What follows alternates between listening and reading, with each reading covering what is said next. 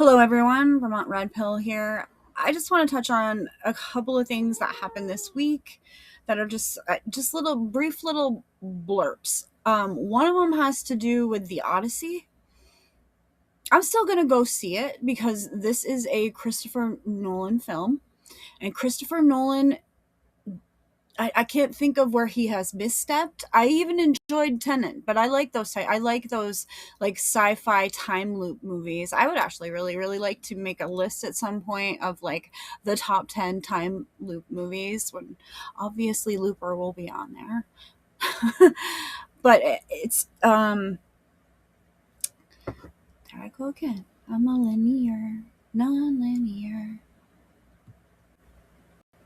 So Christopher Nolan, he makes a lot of great movies. He made Batman Begins, he did Oppenheimer, where the first time he ever won an Oscar, and now as a brand new Oscar-winning director, he has decided to take on Homer's classic, The Odyssey, which I don't know if there's any, I can't remember any movies about The Odyssey, like ever. So at least not in my lifetime. Maybe there's like a 1930s Odyssey, though I really doubt it. You needed to have, it would be like the Ten Commandments, that movie.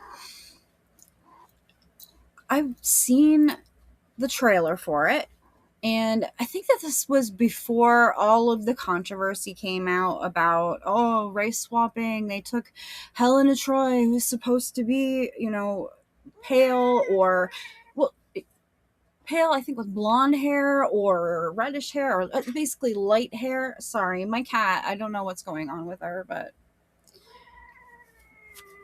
she wants attention, and it's just very distracting because she's in and out, right? So anyway, Helen of Troy, right? She's supposed to be like the most beautiful woman in the world. Well, Lupita Nyong'o, though I think she's beautiful, she is not in my opinion, very good Helen of Troy. She should be blonde and have a lot of hair. Okay, if she has to be like African, then she should have long blonde hair. Or light brown. I don't know. Whatever. That would be interesting. We could have her be black but have light hair, like a Valerian from House of Dragon. Hot D. I love to make a video about that. Hot D is so good. It has issues, but it's still so good. And they're all so upset because for the longest time, people thought that Elliot Page, formerly Elliot Page, was going to play Achilles, which just sounds like the most ridiculous thing ever. Elliot Page is 5'1", and if she was to play Achilles, that would be the craziest thing I've ever heard. So no, she's not playing Achilles. And then people were like, oh, well, she's playing Achilles' ghost, and she's a ghost, so she can be, tiny. Which is stupid too. But we've just found out that she actually plays like a Greek soldier. I don't know. She plays a soldier, and she's a character in one of Homer's poems, but not the Odyssey. So she doesn't. Oh my god, this is so hard. See, this is why you guys shouldn't force the pronouns on us, because I screw up even though I don't mean to. I'm not meaning to. It's such bullshit that you have control over how I talk about you when you're not around. Anyway, I didn't mean any harm by that. I'm just really bad. Okay, boomer, just give me the boomer, okay? I hate this shit. I seriously hate this shit. And I wish that the trans people would take it a little bit more easy on us when we slip up. Jesus, people, we're not perfect, and this is a very weird world that we're living in when we have to say certain things about people, because if you don't, you're a bad person. What happened to sticks and stones may break my bones, but words will never hurt me? Is that like not a thing anymore? Do they teach that to children anymore? Probably not. It's probably taboo. Like sitting Indian style. You can't sit Indian style. You have to sit crisscross applecross. Wait, crisscross applesauce. Okay, and we went from Indian to applesauce because the Indian style is racist, I guess. Hey, if you didn't know that, now you do. The more you know. The Odyssey, it did not look good to me. In the trailer, and again, this was before I knew Elliot Page was going to play a Greek warrior or whatever warrior, and that Helen of Troy was going to be Lupita Nyong'o. I didn't know about this. I watched the trailer. I was not excited at all. It was just so dull, and it didn't feel like the epic that it's supposed to feel like. Like, I remember seeing Independence Day's trailer way back in the day, and it blew me away. I could not wait to watch it. Same thing with like Armageddon. Trailers are supposed to get you excited, right? The opposite watching this trailer. No wonder this trailer has been so ratioed. It's just not good. It's not good. It shows all the different problems outside of the ones that I just mentioned. Like, the costumes are terrible. If they were going to go with what was traditional, that would look kind of silly-ish too. But we're going like, Robert Pattinson's soldier looks like Batman as a soldier. Like, I can't stop thinking about Batman when I see that. It's the Dark Knight in a war, the Trojan Dark Knight. That's what and that's like not even like the other soldiers wearing their armor. It's terrible. You see these things, they take you out a little bit, right? You're like, ooh. And then I see who the cast is, and this little voice that I heard before in something, it might have been an X post, which is Matt Damon's not good in historical films. And I watched him in this trailer, and that came back to me, floated in my head. Matt Damon's not good because I didn't feel immersed. I didn't feel excited. I kind of felt like it's just Matt Damon standing there and he is just spitting out lines. I didn't feel like there was a character there, but maybe that's like a Matt Damon thing. I don't know. I don't know who I would have chosen to play Odysseus. Not like off the top of my head right now, but I don't know if Matt Damon would have been the one that I chose. I would probably choose Ben Affleck over Matt Damon, actually. I don't know. It's just, we'll see how he does. I am going to have an open mind about this. I like Christopher Nolan films. So, yeah, if it's a misstep, it's a misstep. Should still go and see it and give it a shot. So, yeah, the armor's bad. They literally hired no Greek actors at all. And the Greek people are pretty upset about that. They're upset about a lot of things, especially that, though. I mean, how hard would it have been for you, Hollywood, to, I don't know, cast a few soldiers who are actually Greek actors? Why didn't you cast Helen of Troy as a Greek woman? I mean, that would have been really beautiful and nice for the culture. They would have embraced that, and maybe nobody would have cared about Elliot Page's tiny little soldier.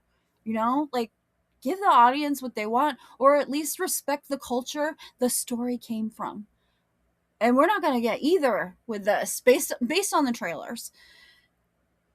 They don't have English accents, guys. They don't speak in like old English. They don't speak like they do in Game of Thrones or most period pieces. They speak like us. There's a part in it where in the trailer Robert Pattinson says something to Tom Holland about like, you didn't even know your daddy or whatever. Didn't they use the word like father or what? Daddy was not a word then. Daddy. It that's just a small quibble, but they're going to be talking like that throughout the whole entire movie. And I bet you anything we're going to get it anyways. Okay? It's going to be freaking the Trojan War, and Odysseus is going to be like, well, they weren't ready for us anyways. That would I hate that we lost the battle, guys. We lost the battle of anyway. Yep. Nope. Anyways is just, you hear it all the time now. It's just, it is what it is, okay? But you know what? In response to that, we got Retard back. We can use Retard. Like, I think it's a fair trade. They go anyways, and we can say Retard to people that are being really freaking stupid. And if people get offended by it like they did before, we're not calling the mentally disabled, or people with Down syndrome or autism, we're not calling them retards. That's not about them. It's about regular people doing stupid shit, and the word fool isn't good enough. You gotta go retard. So I'm sorry to go off on a tangent on that, but we lost the anyways battle, and I wouldn't be surprised to see it show up in the Odyssey. Again, open mind, still gonna go and see it.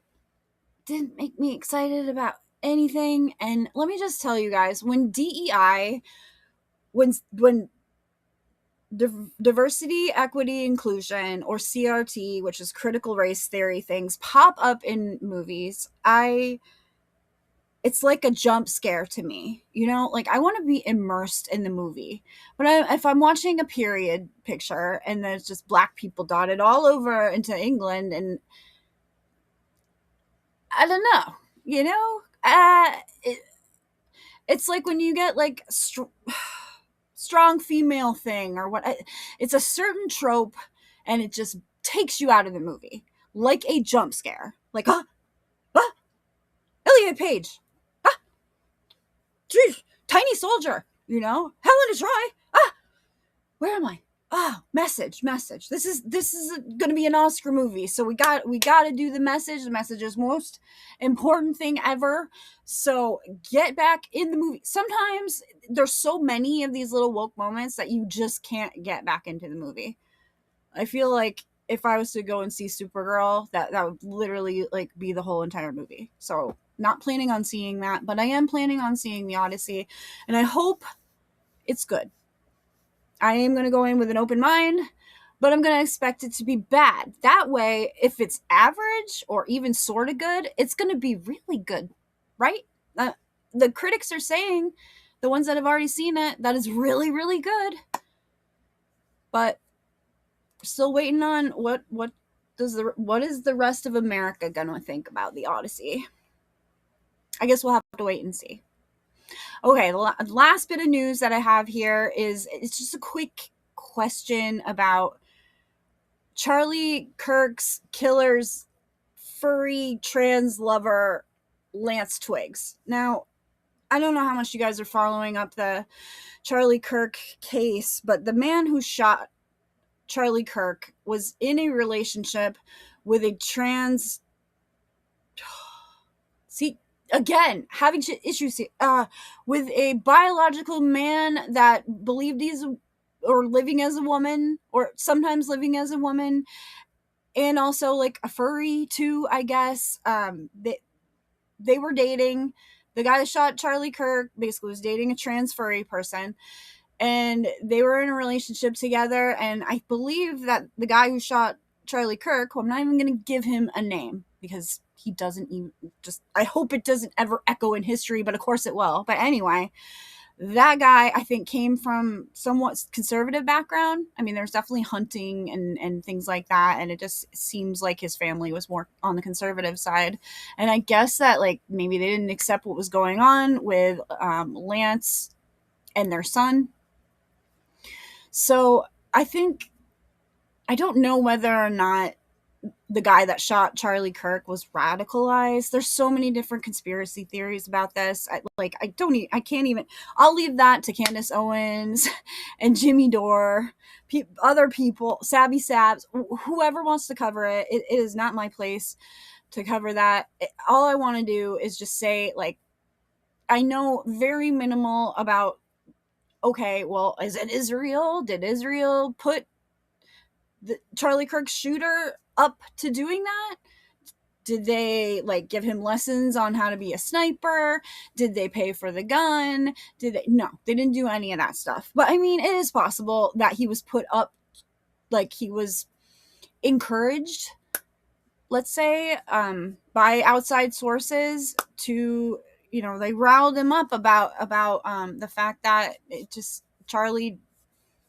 It's not like Charlie didn't like trans people, but he was under the impression that Charlie Kirk was a threat to his trans relationship or whatever. That's the whole reason why Charlie Kirk's killer shot him. So his lover, Charlie Kirk's shooter's lover, Lance Twiggs, the one who is trans female, biological male into female, and also the furry, they got immunity from the cops, and they told the cops everything they knew, gave them notes, evidence, things like that, like all the text messages that they exchanged after Charlie Kirk's shooter did what he did. I should just call him like Shithead or something. Maybe I'll just go with Shithead. So anyway, Shithead's lover makes a deal with the cops. He gets immunity, and he has like a deposition, I think, or an interview with the cops that they played in court, and it was very interesting. But I'm not going to talk about what Lance said. I'm going to talk about the fact that Lance showed up for that interview as a man. Is this why are you a man in this? Are you afraid to show everybody what you showed Shithead? Shithead might have been gay, but maybe it was okay that he was gay as long as you believed that you were female. Now, how did he feel in court seeing you as a male dressed in a suit, not looking like a female, like at all, speaking like a man? I don't know, but I guess I was shocked. I was like, what? Lance looks like a man. I was expecting to see at least a feminine looking man. No. Elliot Page is more feminine looking than Lance Twiggs. So Lance spills the beans, tells everything that he knows, and throws his lover under the bus. And Shithead just sits there and watches the whole video. And I don't give a crap what Shithead thought of anything, and I'm not even going to talk about the fact that I guess that he was laughing with his counsel during a really inappropriate time in the hearing. I'm just going to say I was just really surprised by that. Like, maybe tell me in the comments, why do you think that Lance Twiggs showed up for his interview with the cops as a man? Why? What do you think? You guys have any answer other than like, oh, he wanted to look more professional, or he changed his mind and now he's not a man? I don't know. It's just very weird. It was a thought that popped in my head. Thanks for listening. I'll see you next time. God bless America. Bye.